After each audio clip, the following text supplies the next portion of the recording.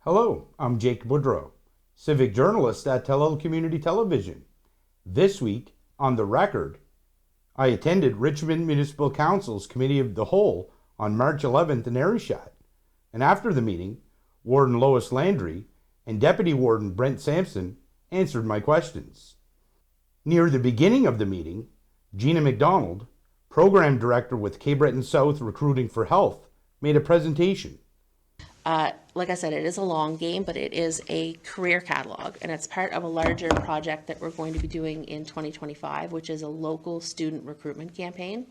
So it is very well known that the people who are most likely to stay in their community and practice medicine are the people who are from there and who have ties to there.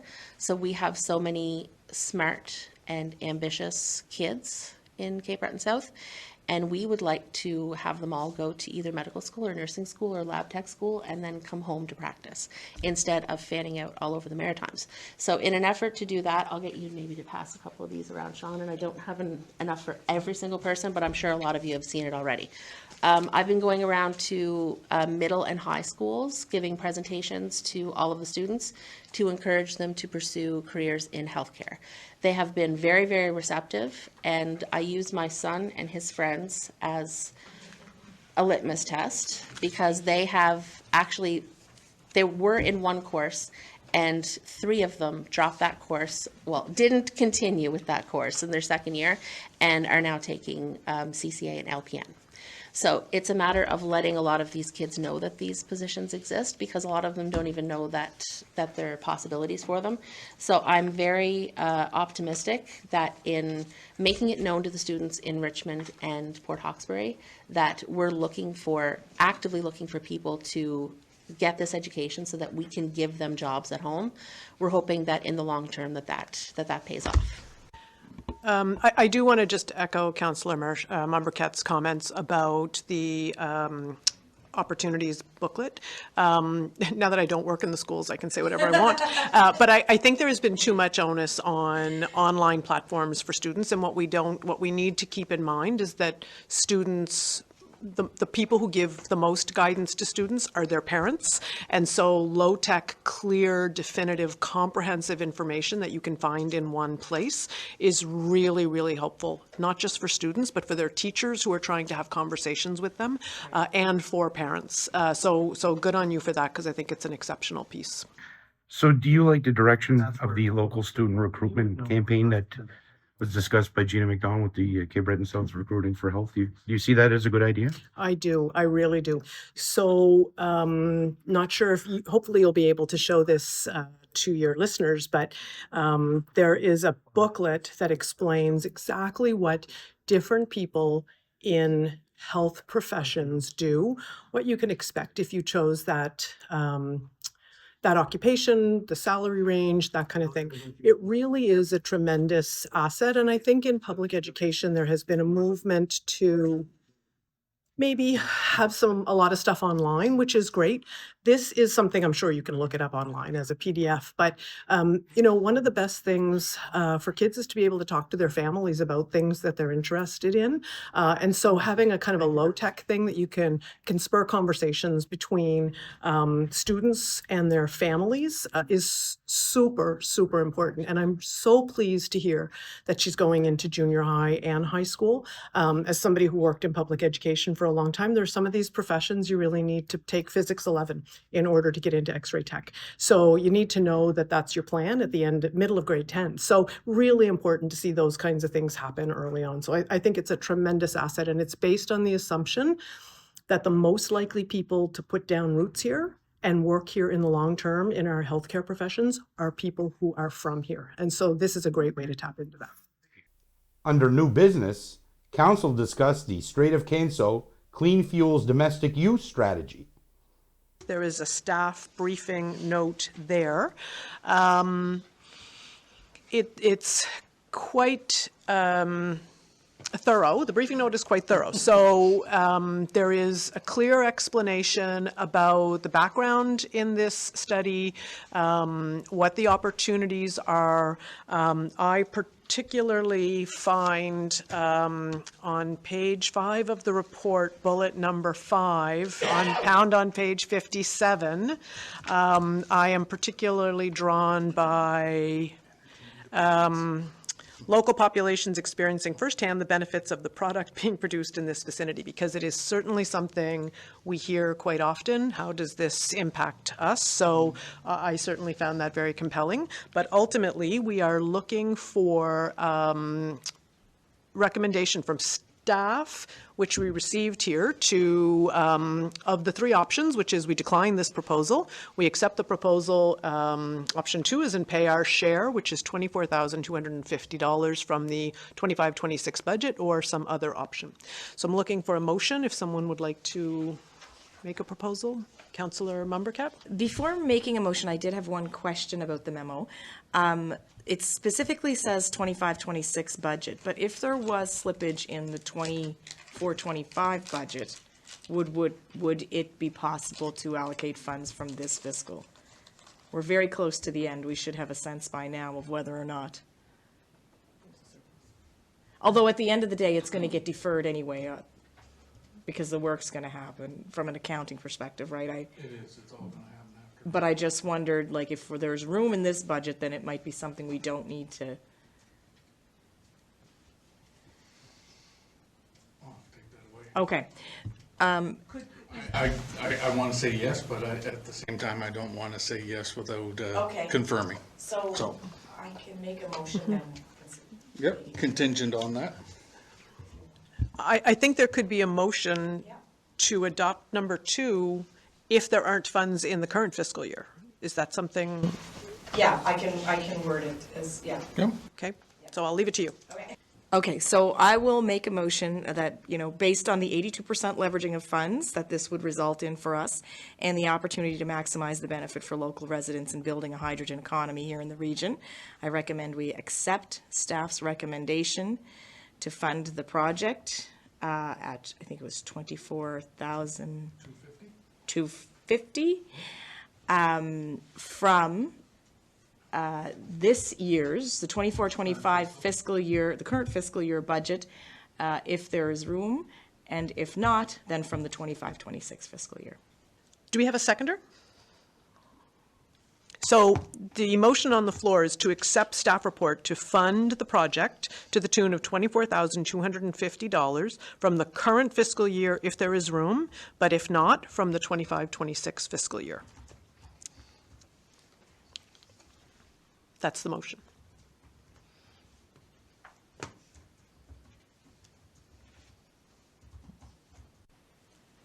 I'll second that motion.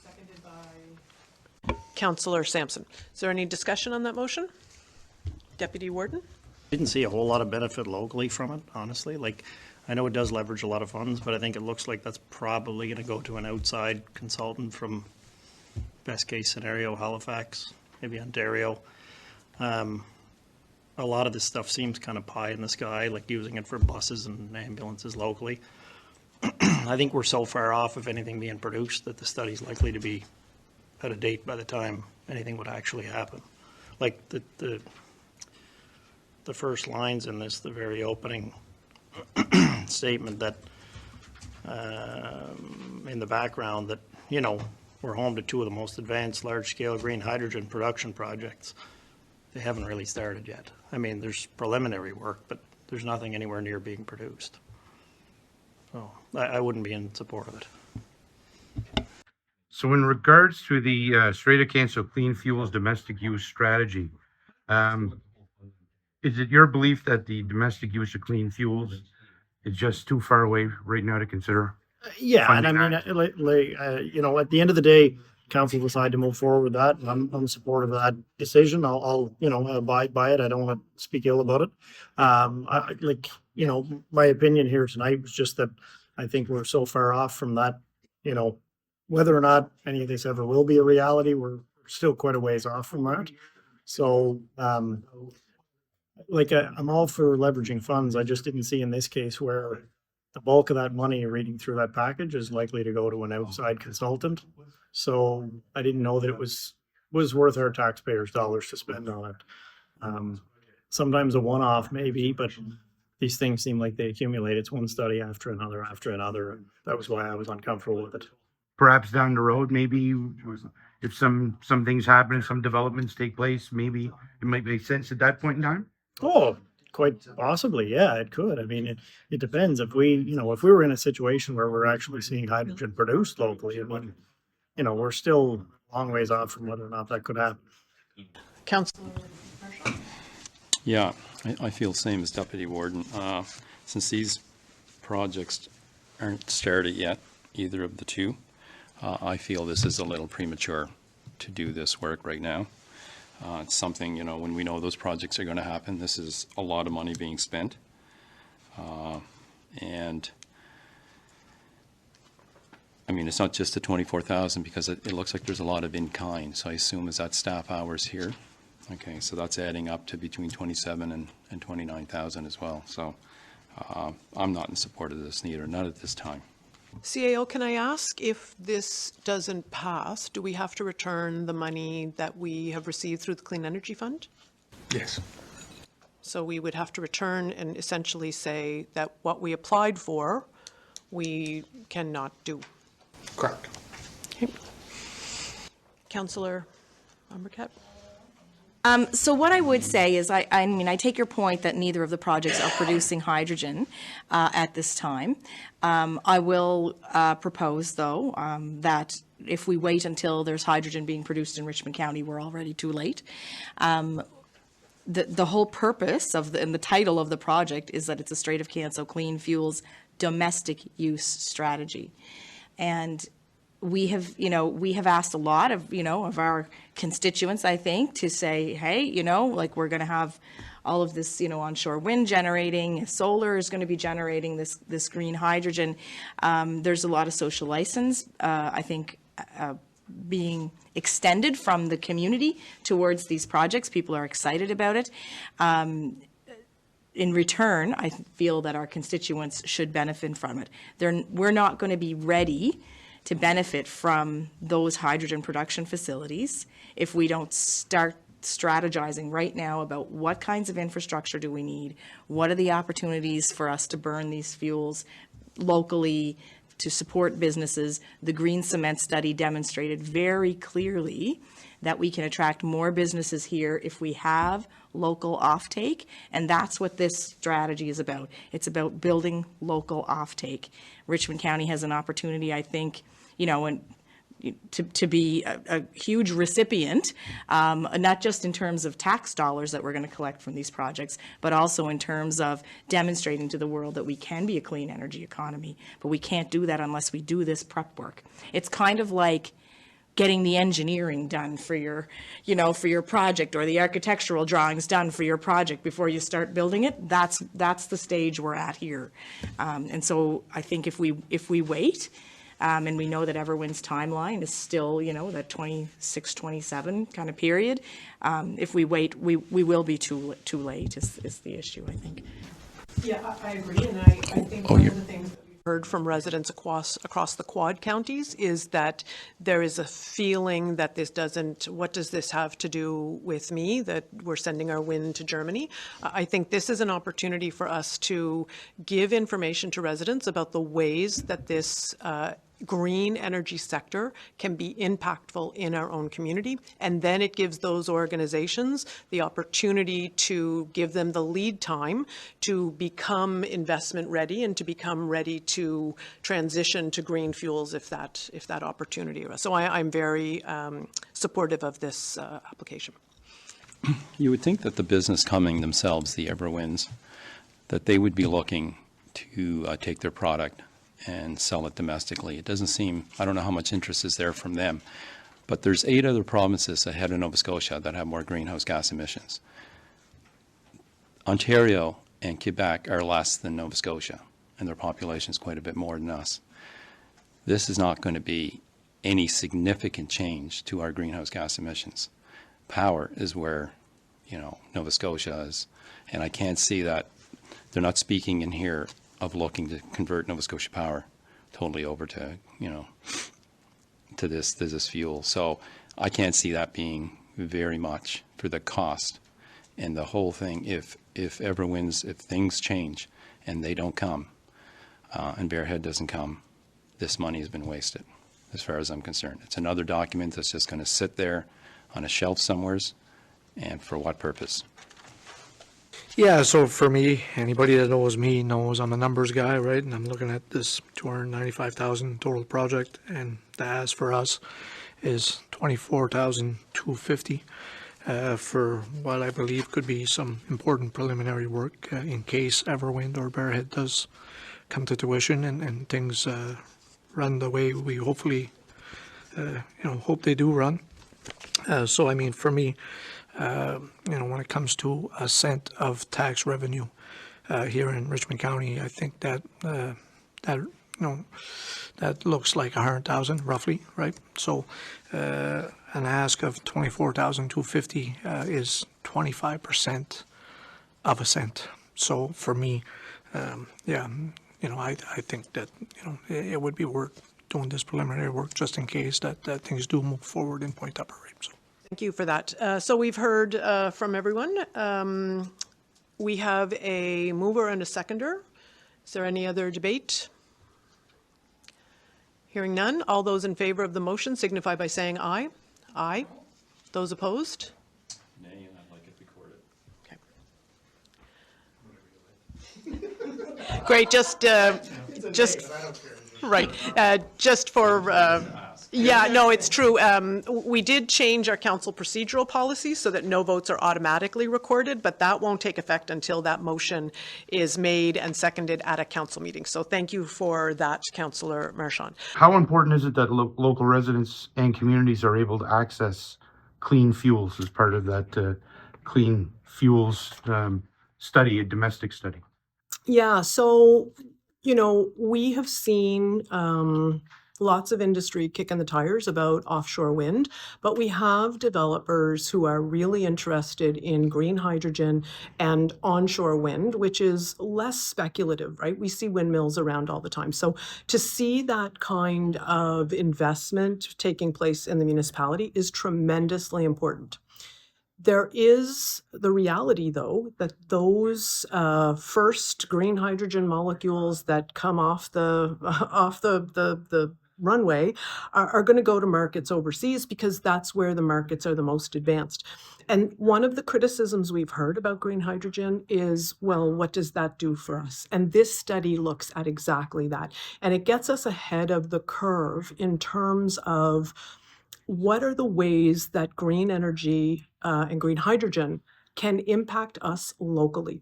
And one of the examples that they use is school buses.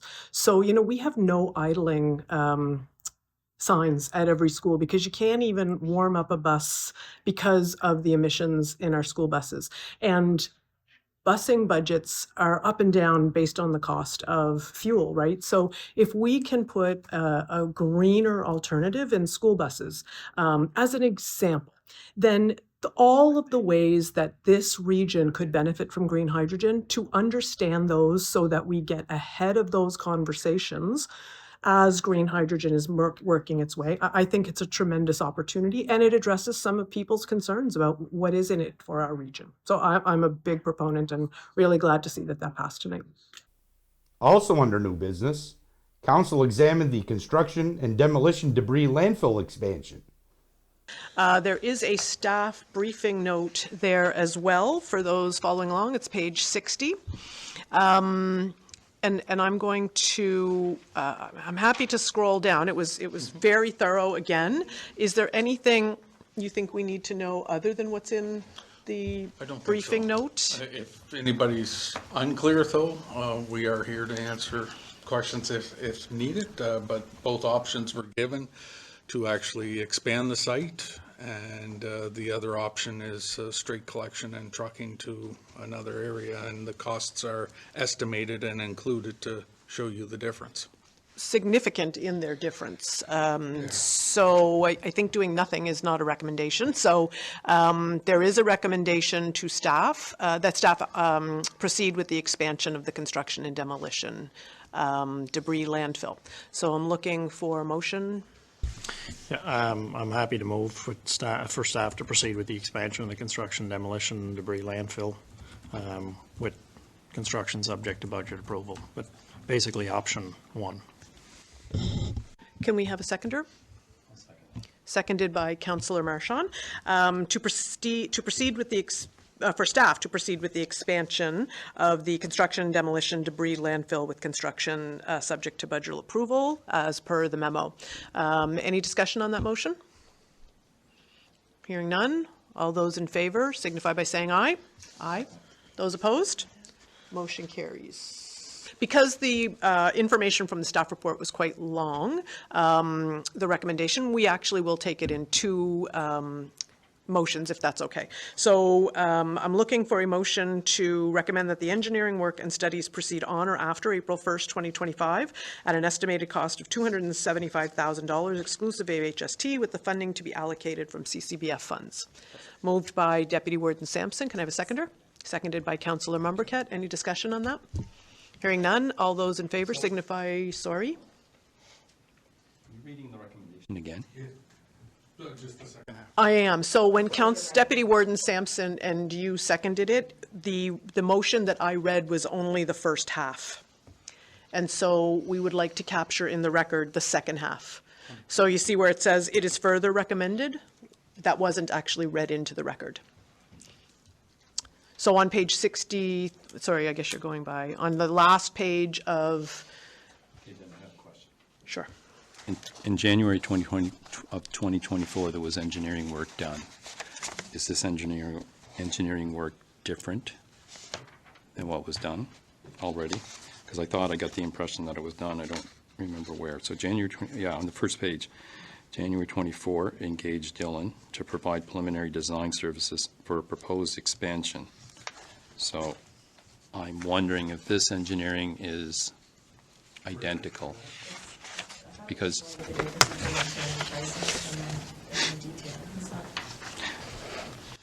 but it's work and studies. So, Yeah, this is additional dollars, I'm quite sure. send an email tomorrow, that's okay. Yep. I'm okay with it. Okay, so we have a motion and a seconder, correct? Yes, Yep. we Okay, do. so that was just, is there any other discussion besides that on this motion, which is the second half of the recommendation? Hearing none, all those in favor signify by saying aye. Aye. Those opposed? Motion carries.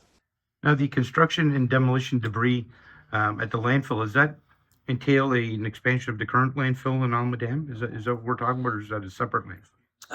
Yeah, I believe it's the expansion as opposed to sending it somewhere else. And so, the package that has the information, or in our package was information about sort of alternative A and alternative B.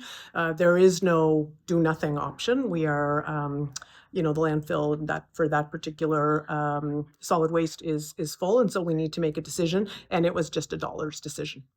How expensive is it to take it elsewhere? Yeah, it's considerably expensive, and I think one of the things that we're going to have to look at, honestly, there was so many numbers thrown around, you can check that in the staff report so I don't get that wrong, but there are so many issues that around solid waste, and we are bound by environmental regulations, rightly so.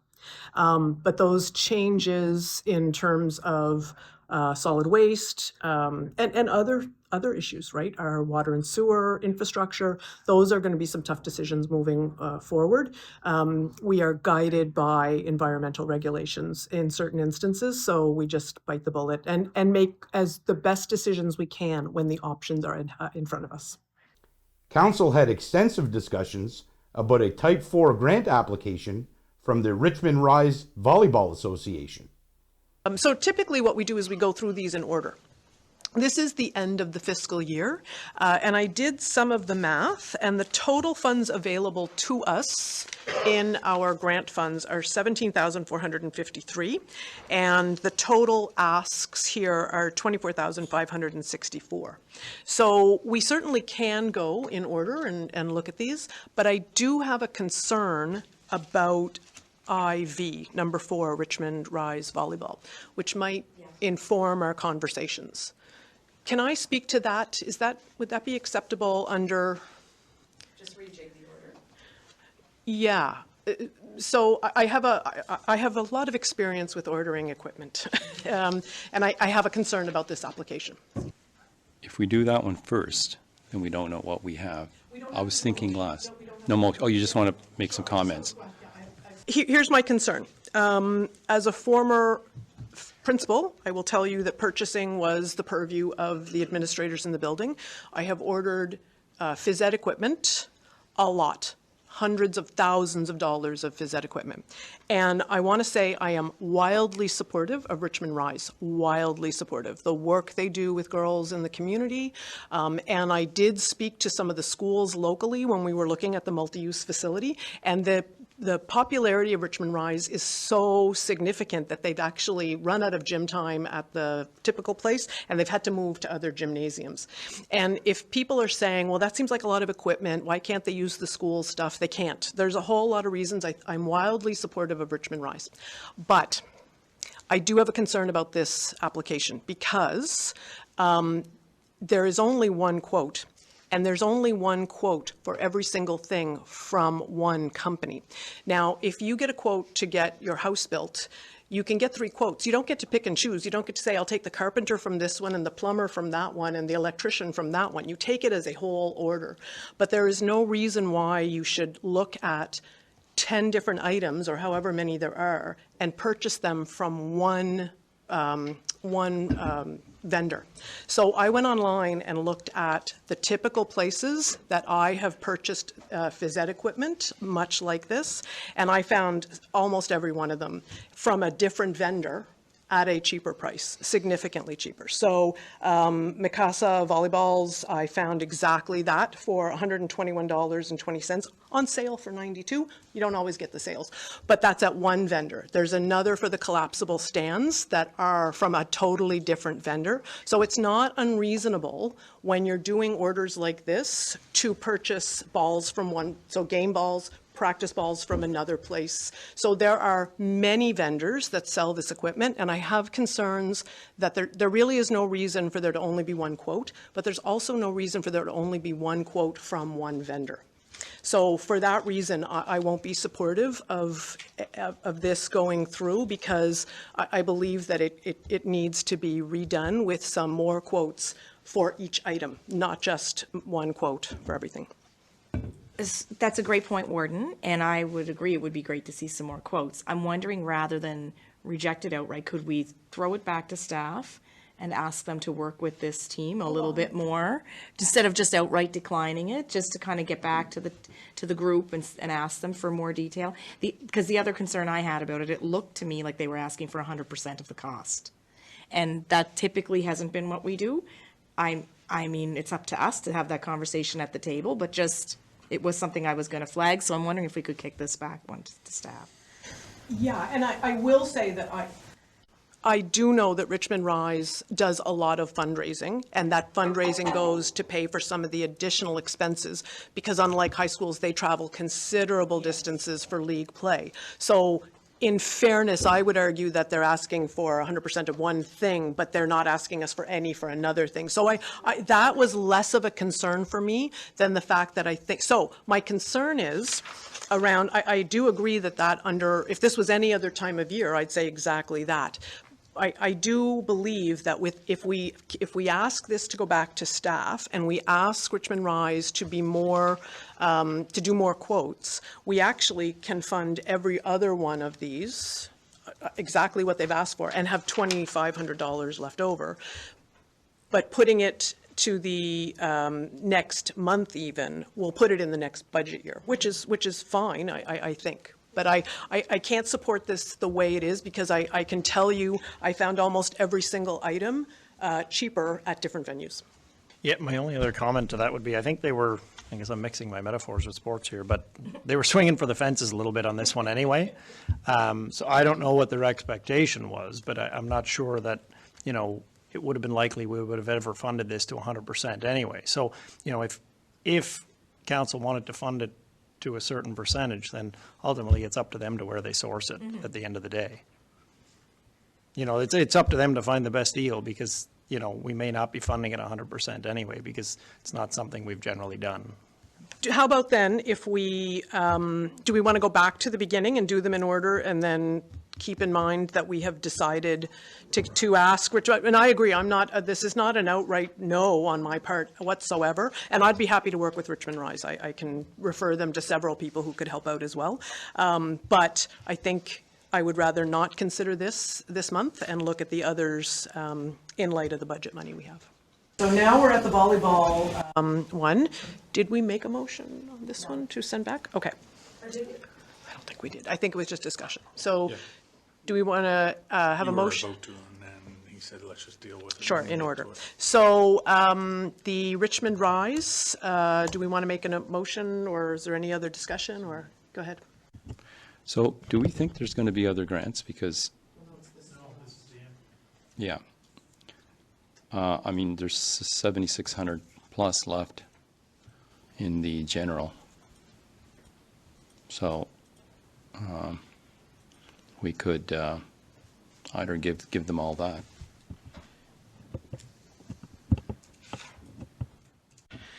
Yeah, so going back to Deputy Warden's comments earlier, if we're not going to fund 100% of the $9,913 ask, you know, and maybe, pardon the pun, like you said, they're swinging for the fences, and, you know, so, you know, I'd be looking, you know, to put some of this, you know, get them halfway to their 9,900 or close to halfway. So I'd be willing to put a motion forward that I take the remaining 1,020 out of my district fund, and then put an additional, I guess, 3480 out of the regional fund to get them to the $4,500 mark, which would be close to half, right? Yeah. So 1,020 from the District 1 funds, and 3,480 from the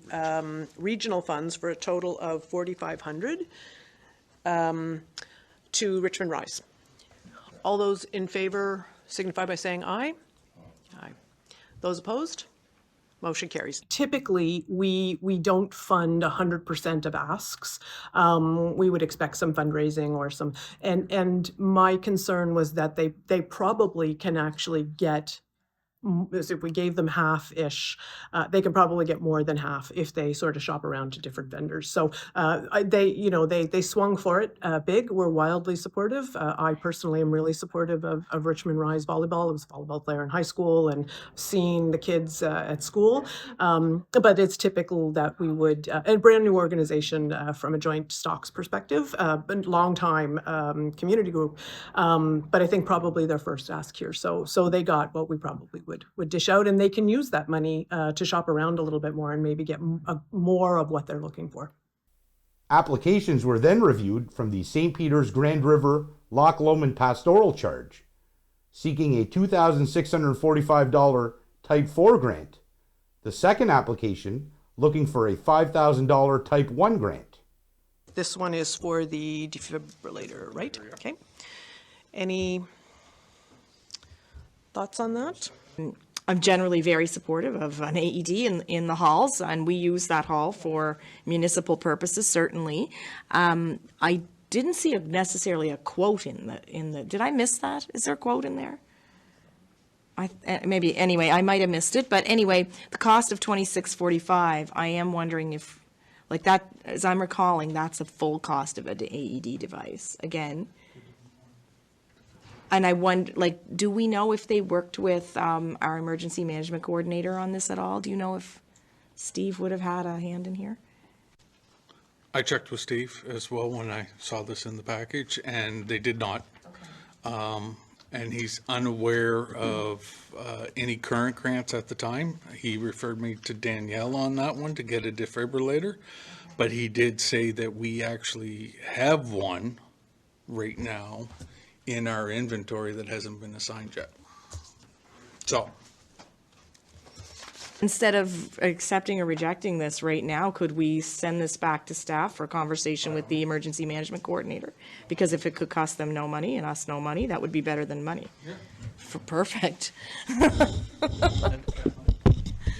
Do we need a motion to that effect? I just want to make sure Go that ahead. he didn't say something to Kathleen that is different than what he said to me. The reason why the last two grants, though, did not have quotes is because they're applying under grant type 4. Yeah. So in that application, it's not required to provide a Yeah. quote. So that's why the quotes are not being provided for both. There's quotes in the next one. But some do provide it in their package, Yeah. some don't, so. So yeah, I had a bit of a flag on this one too, because I knew, I'd been contacted a while back from somebody in the community of Loch Lomond that they had applied through a funding source to get their AED covered for their hall. And I'm thinking there might be other programs that they could get this paid for rather than going through the municipality. Yeah, yeah, yeah. So if we could push it. Outside grants, not our own grants. Yes, yeah, exactly, yeah. So Sorry. I'd make a motion to defer this back to staff to investigate further. I'll second. By Councillor Marchand. All those, any discussion on that motion? Hearing none, all those in favor signify by saying aye.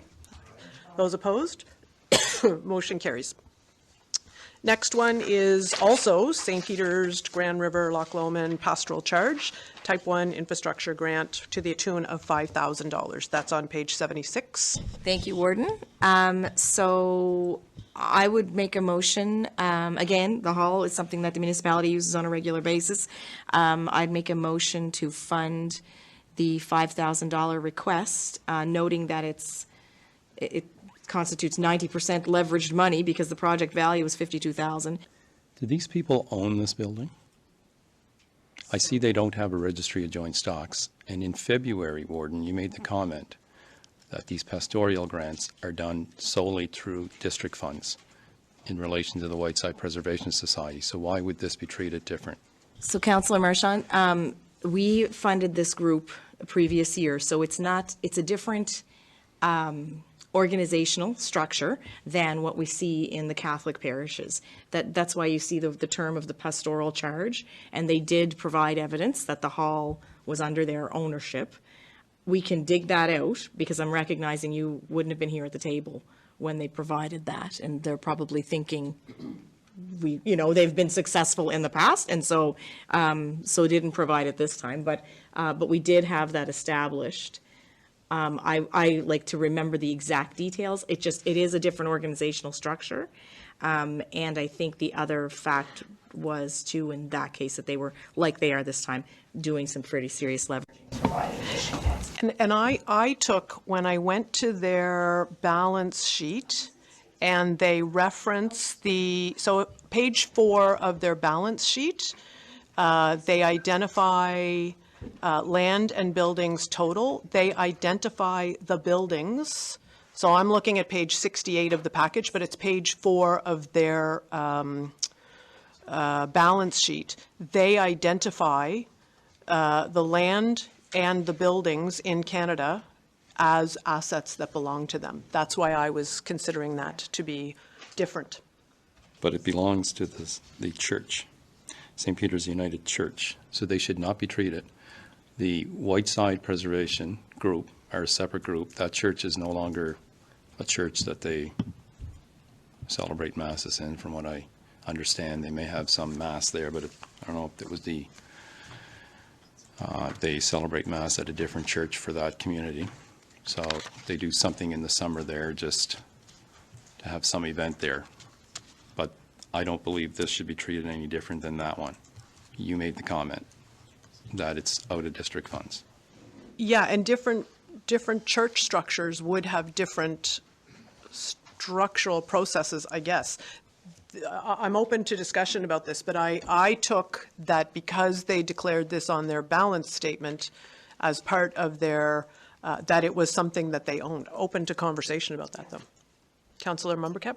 They had established it with the previous, so I guess I would, it was a different structure completely than what we see happening in the Catholic parish situation. So I can't speak to the point any more than I already have, I guess. So I don't know if the councillors would like to kind of weigh in on that. The motion on the floor, 2020 from District 4 and 3580. Upon reflection, doesn't have that much money. 2980. So the amendment to that motion is to give 1520 from district funds. Are you therefore saying your motion is you want to amend it to 1520 plus 3480 from regional funds? So we need a seconder on that motion, seconded by Deputy Warden Sampson. Can we get a vote on the amendment, which would then allow us to discuss the whole motion with the proper numbers at least? So all those in favor of the amendment, so that we can get to the discussion about the church, signify by saying aye. Aye. Okay, that motion carries. Are those opposed? Okay, motion carries. Now the motion on the table is? I'll agree to the amendment. Okay, so that's what I thought, yeah. So we're unanimous in the amendment. Yep. So now the motion we are discussing is to give 1520 from District 4 funds, 3480 to regional funds, and I will open this up to any more discussion. I absolutely understand that we have given to church groups, we have only given from district funds.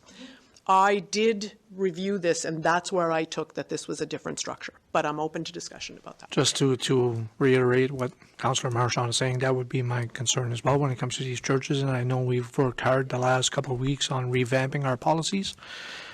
So I'm going to wait until we revamp those policies to make sure that we treat all churches the same way. So, thank you. With the churches, they don't have registry of joint stocks. They have this charitable number. I know for the church in my community it does.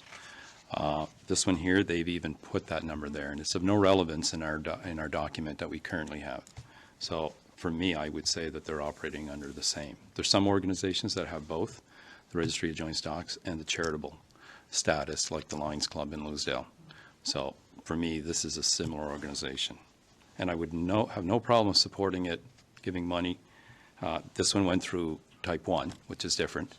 The type 4, I wouldn't have had as much, but you made the comment in February about the Whiteside Preservation Society.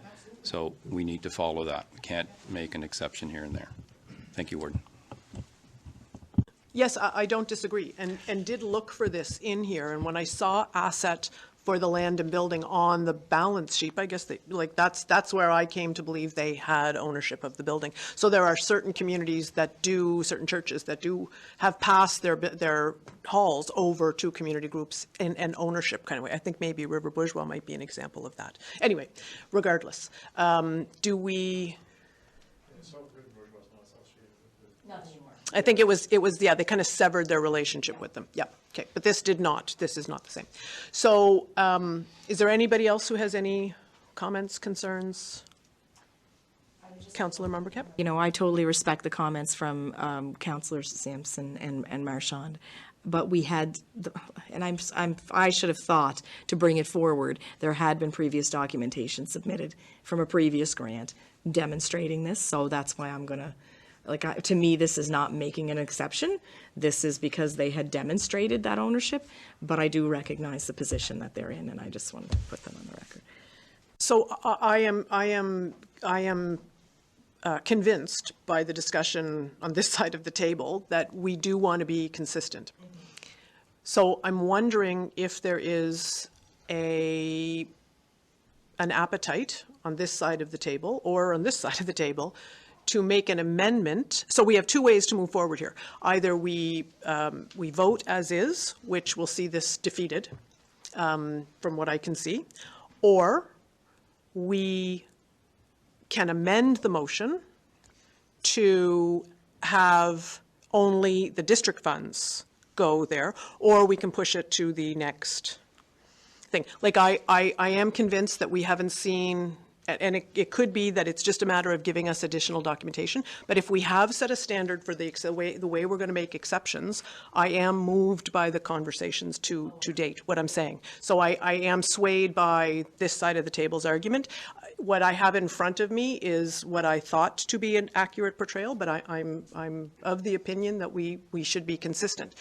There may be other information out there, but it's not in front of me at this point.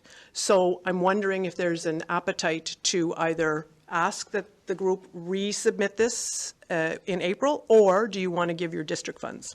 Thanks, Warden. I don't believe that an organization could legally put an asset on a balance sheet if they didn't own it. I don't believe that that's the case. And so, I guess I'm wondering, we do have a motion on the table procedurally. Could we agree to withdraw the motion? Do you know what I mean? To go back and verify that with an accountant? I mean, how would they have a valuation on their balance sheet against which they would be, balancing assets, equity, liability together? How could they do that if they didn't own it? I don't. I think it's because it's a church group that owns it, and that's the way we've moved before. So let's look at withdrawing amendments. Withdrawing a motion? No, well, Or can we just make an additional amendment to that Yeah, motion? yes. To refer it back to staff? well, why don't you make the amendment, give your district funds? They're not starting this before April the 1st anyway, probably, which is, and in our new grant policy, they can apply for the remainder of it. It's not that we're against, but it's just that the Whiteside Preservation, they're going to have to come up with $3,000 extra to fund this, because there's only one person that does the work that they need done. So we couldn't support, and there will be extra money in this grant fund that they could have gotten. And they're kind of a different organization as well, because it's not a church that is used as a regular church.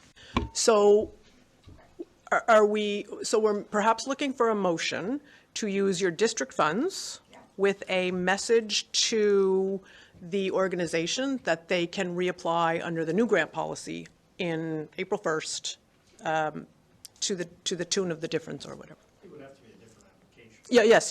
They have to reapply because it's going to be a different grant policy. Okay? Okay, thanks, Warden. I will make a motion to amend the amended motion to support this project at $1,520 and further move that we recommend to the organization to reapply for the remainder of the project work in the new fiscal year. That's the motion. Do we have a seconder? Seconded by Deputy Warden Sampson. All those in favor signify by saying aye. Aye. Those opposed? Motion carries. Is the difference between parishes, Catholic parishes, and the St. Peter's, Grand River-Loch Lomond Pastoral Charge, is that just essentially ownership of assets? Is that what we're talking about as far as the difference? Yeah. them? So we have a grant policy that extends to the end of this fiscal year, which is the end of March, this March of 2025. And from the time this council came into being, we were super concerned about policy, and there are opportunities to put in place exceptions to policy. You can even suspend policy, so long as that's the will of council. When you make exceptions to policy, though, you really should try to do that so that your exceptions are consistent. And so there was a motion put forward. Again, the hall in St. Peter's is a tremendous asset to the community. We all go and vote there quite often, right? But it was brought to the floor that in the past we have asked for parishes to only get their money from district funds. So a little bit of concern, because it could be that there's some information that we didn't have that very well could have been that they didn't submit it before and they got money, and so there was an expectation they could do it the same way. But the ask was that, the decision was that in keeping with what we've done with other church groups that applied, we've given money from district funds, not the regional funds, but they can reapply if there's, in the next fiscal year, which is just next month, if there's some piece of information that they missed sending us. So the $5,000 grant request from the pastoral charge, that's for the United Church Hall or former United Church Hall in St. Peter's. What specifically is it for? It's for infrastructure, so they detailed some work that they needed to do, and I believe that we've contributed in the past. It's not for the AED because we're hoping that we actually have something here in place, so it's for infrastructure. You might actually have an AED here that you can That's right. Yeah, so before, regardless of ownership of anything, if we have one in the building that we haven't allocated, we're happy to pass that along. The next request was for a $5,000 Type 1 grant from the D'Escousse Civic Improvement Society. So I will make a motion that we support the D'Escousse Civic Improvement Center grant application in the amount of $5,000 with $520 from the District 2 funds and $44.80 from the regional funds. I was going to say that the D'Escousse Improvement Center is a big part of the community here on Amadam, so I would have no problem supporting them and putting $500 out of my district fund. So it's $500 from District 2, $520 from District 1, which is 1,020, so that is $39.80 from regional funds. Can I have a seconder on that motion? So $520 from District 1? And $520 from District 2, which is all my money. And $500 from District 1, with $39.80 coming from regional funds. Any discussion on that motion? Did you get a second? Yeah, I think we need a seconder, but I'll make the change. 500, 520, and 39.80. Okay, so we have a mover and a seconder. All those in favor of the motion signify by saying aye. Aye. Those opposed?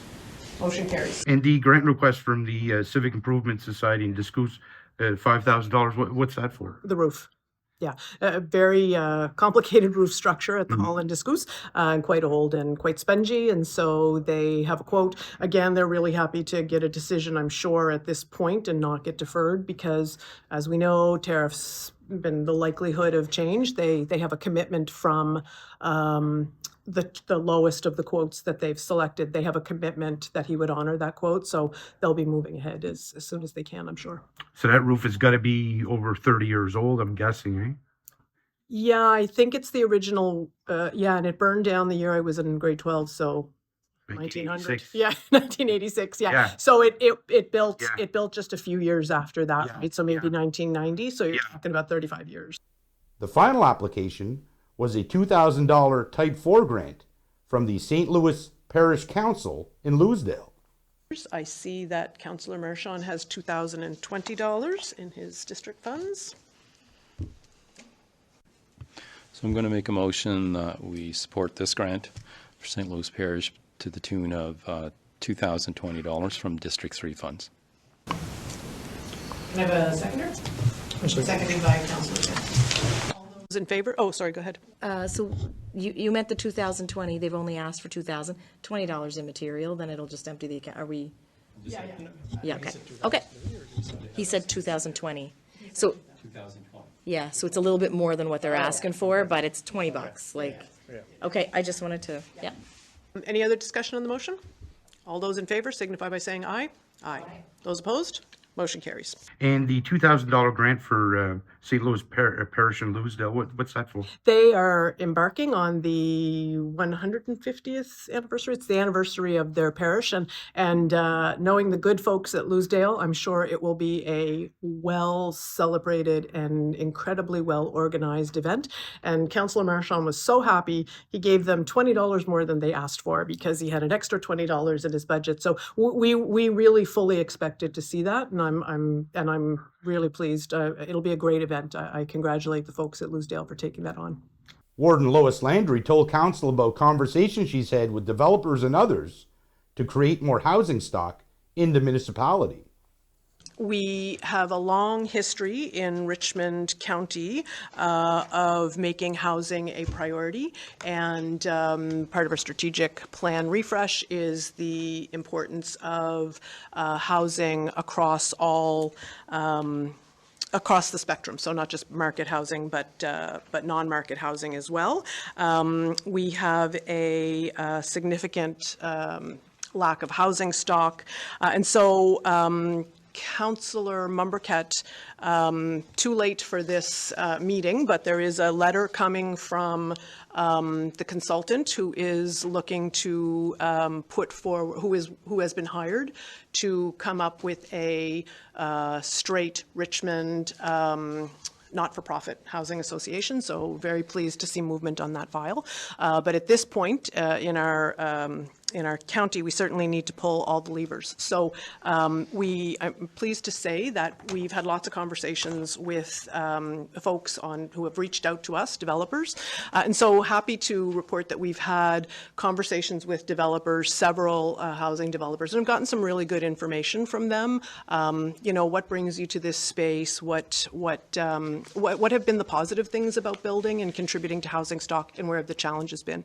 But we want to make sure that we are hearing from as many people as possible. So would like to perhaps direct staff to make an effort to reach out via social media, via other ways, and to call upon councillors that if there is anybody who has anything to contribute to that discussion, we really want to continue those conversations with as many people as we can, and to see if there's ways that we can advocate on behalf of developers and ways that we can improve what we're doing here at the municipality. So not sure if there's a motion to direct staff maybe to do that.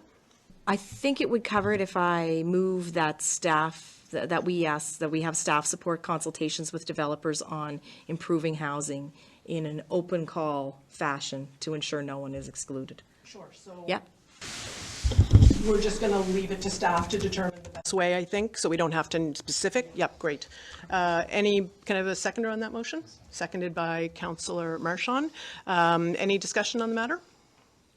Hearing none, all those in favor signify by saying aye. Aye. Those opposed? Motion carries.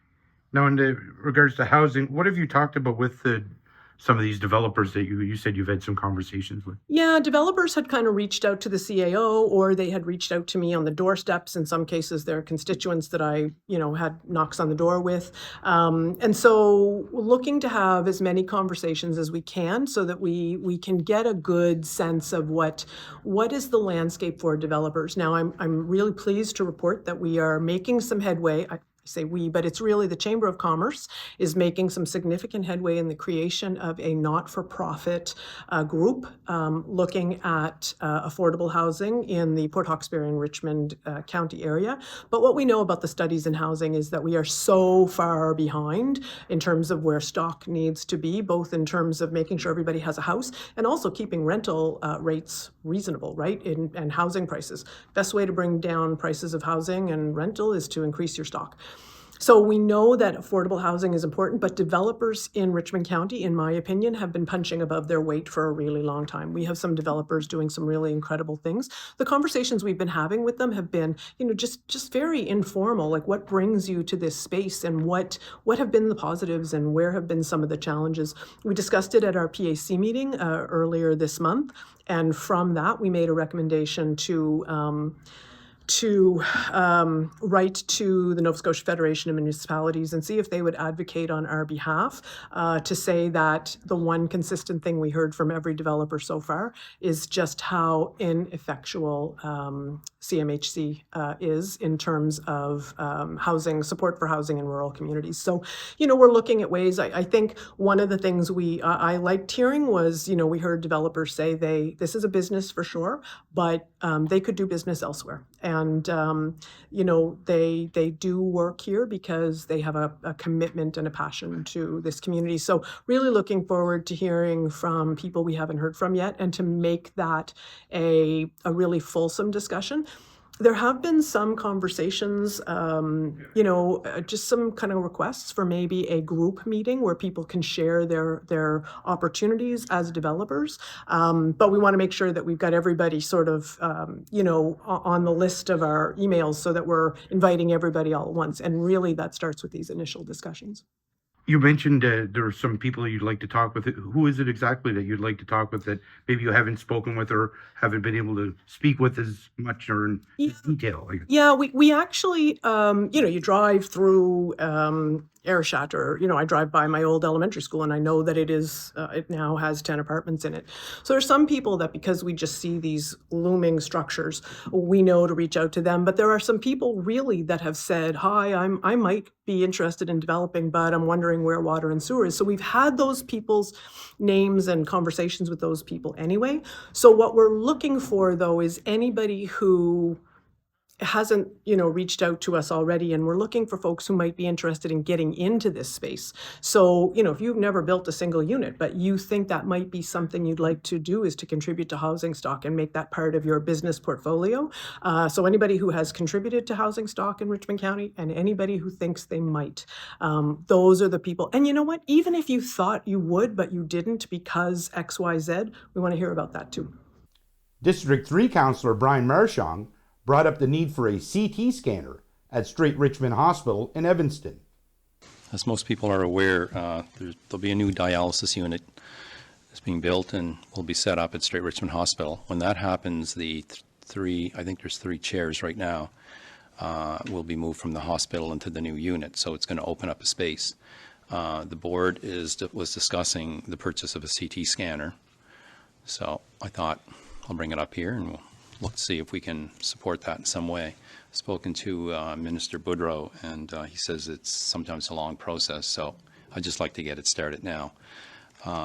Recruitment of physicians, we've heard the discussion that diagnostic equipment seems to be a concern for people coming to the hospital, so I think if we can move in. And another good point, or something to mention, the lab services are coming back to the hospital. So that's being worked on by Nova Scotia Health, so that should be back there soon.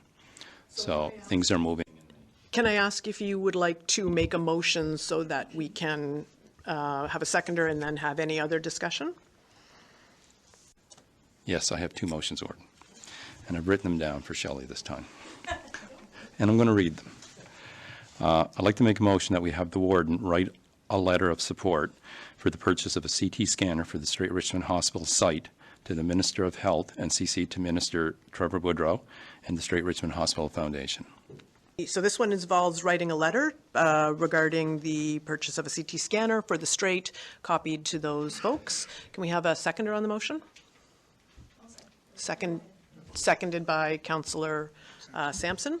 I will say that my son was in the hospital this summer. It was pretty serious, but it seems like diagnostic testing at this point to decide if you have to go further involves blood work, urinalysis, X-ray, and CT scan. So had we been able to do CT scan, we would have known whether or not we had to go to Sydney, but we didn't even have a CT scan here, so we had to go to Sydney, which was quite traumatic. So I'm all for it.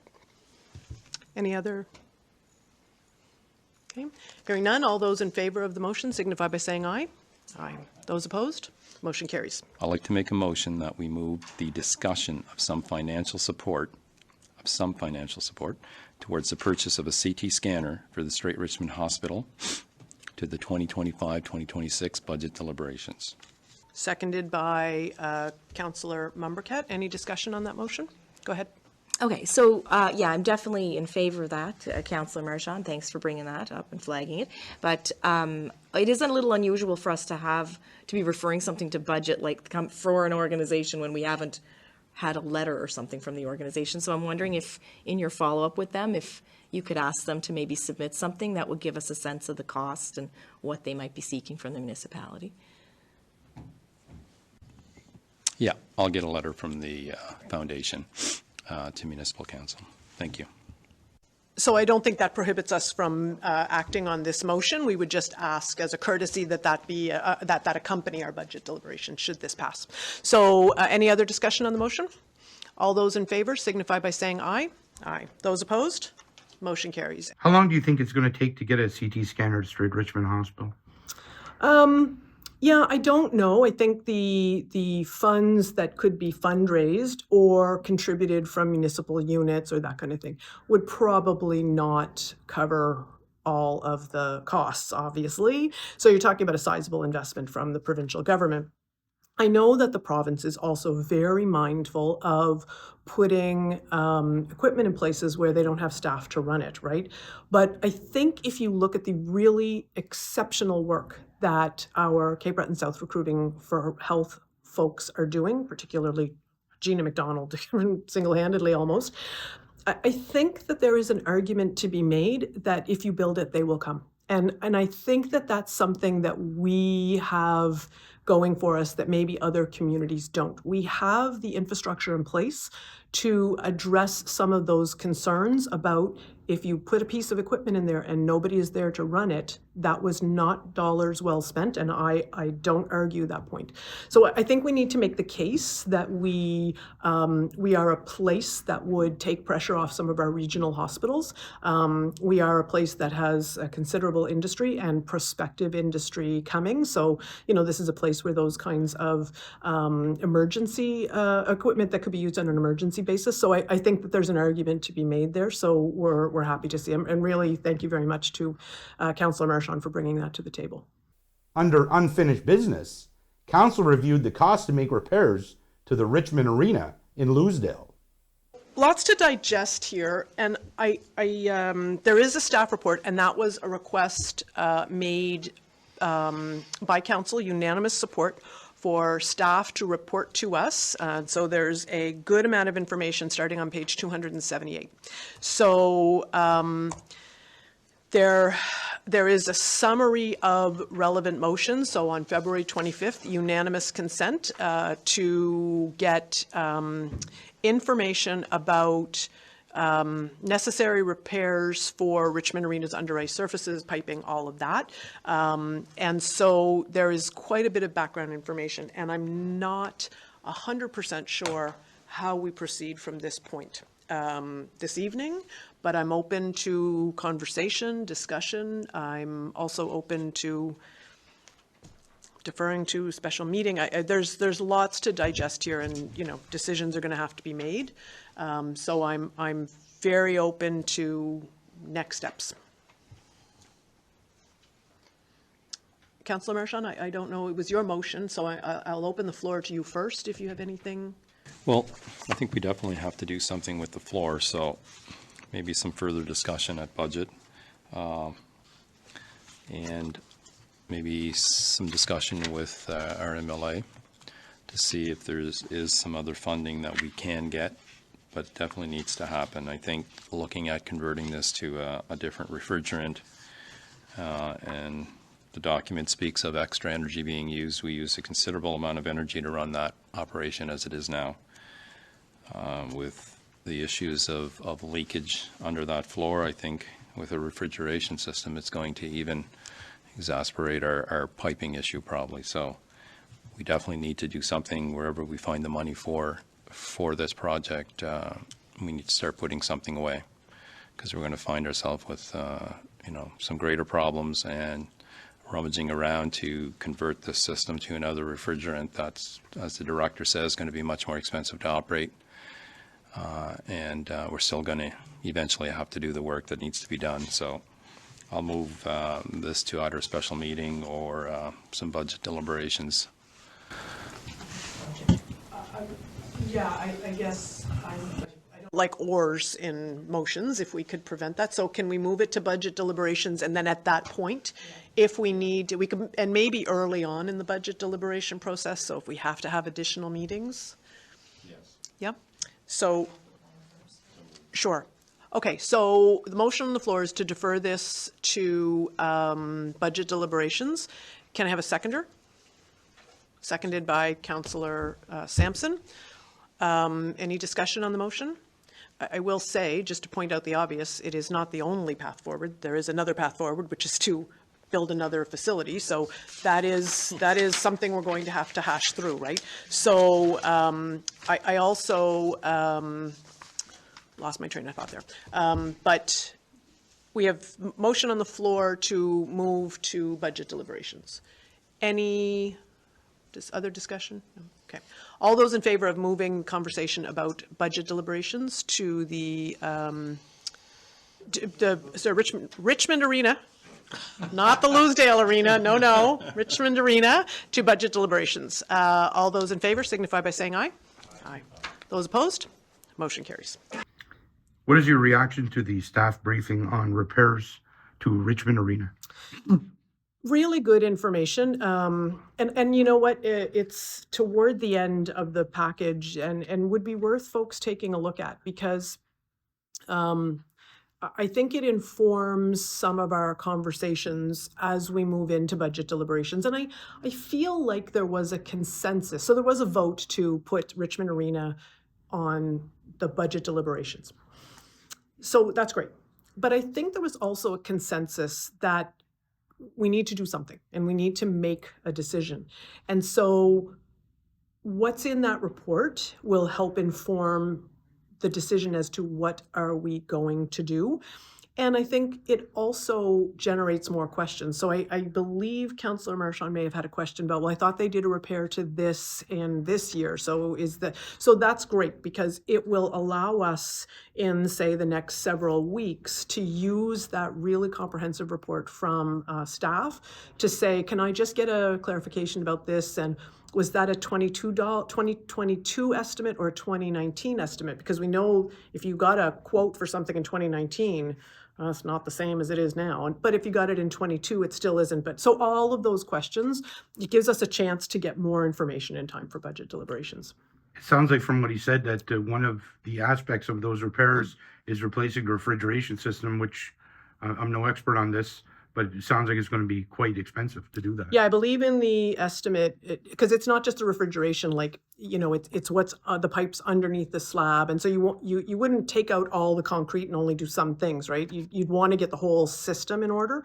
And the system we currently use, we can't buy the Freon or whatever it is. We're going to come to a point where we're not going to be able to source what we need to do with repairs. So, you know, I believe the 2022 estimate is 2 million. And I think the quote I've heard is the difference between 2022 and 2025. You have to basically increase by 30%. So if you went to a hardware store in 2022 and got something at the hardware store, it's more expensive now. So if you extrapolate that, you're looking at, you know, potentially 2.5 million, maybe a little bit more.